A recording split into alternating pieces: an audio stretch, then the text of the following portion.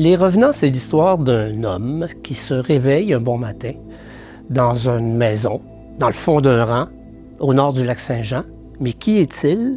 Où est-il? Il ne sait pas.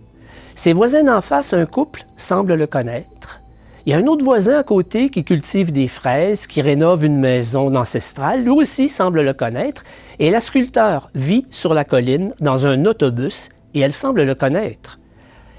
Tous ces gens veulent l'aider à se reconnaître, à se retrouver, ce personnage-là. Mais le problème, c'est que ces gens-là ne semblent pas se connaître eux-mêmes beaucoup. La musique, les arts visuels, la littérature, la sculpture, tout ça, c'est présent dans le livre, tout comme les couleurs, tout comme les odeurs. Les animaux deviennent des personnages, ils ont un rôle à jouer. Les plantes, les fleurs deviennent aussi des personnages, ils ont aussi un rôle à jouer.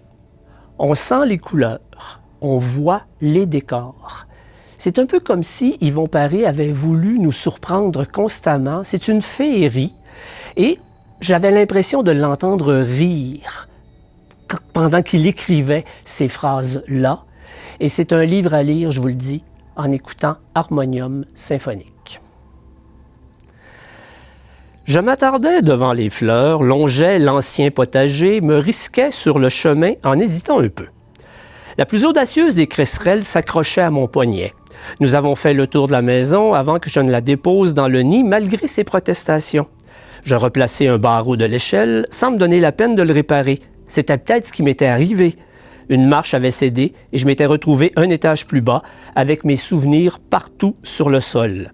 Je scandais un bout de poème qui me hantait depuis le matin en regardant le hibou qui n'était plus qu'une tête d'épingle au-dessus des épinettes.